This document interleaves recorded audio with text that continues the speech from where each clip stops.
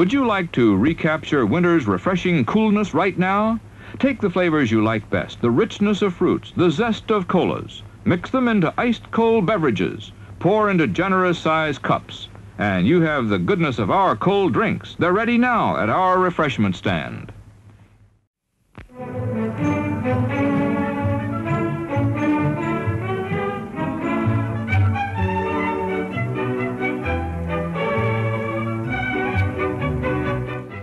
Well, we've got our second film here in our double feature series, The Lives of a Bengal Lancer, 1935, Paramount Pictures, starring Gary Cooper.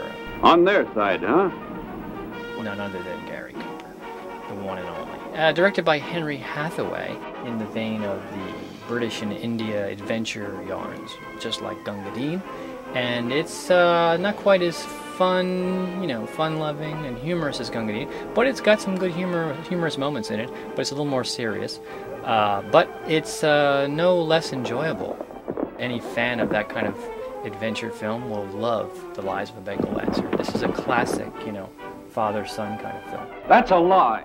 Gary Cooper, I mean, this is one of his best films, right? Not the High Noon and the stuff that came much later. When his breed of man dies out, that's the end. This is really where he made his name as a global superstar. And that's funny. One of the first ever in film. Francho Tone is in this. Pleasant chap.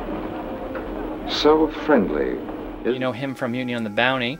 Wonderful, charismatic actor, very talented, and got beat up pretty badly by Tom Neal over a woman. That's a fool thing to do. That was a nasty incident there. There's a great deal of speaking of minds going on here tonight. And he recovered. Reconstructive surgery helped too.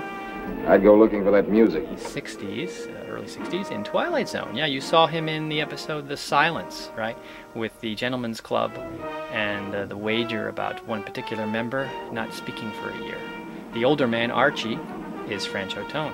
Well, I must say you spoke your mind, old Colonial. There's any virtue in that. Let's see, who else? C. Aubrey Smith. Rough on him. Having those Afridi's swine topping away at his men and not able to return fire.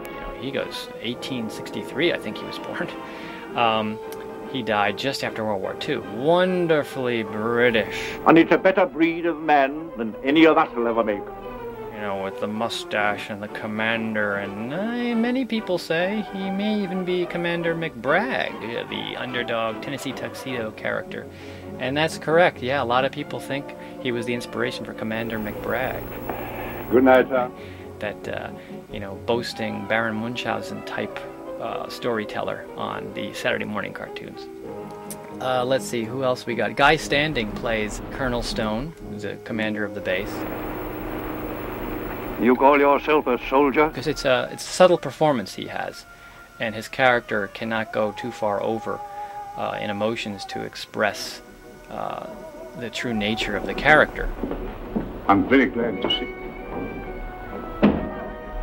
A very accomplished actor, stage actor, so he does well here.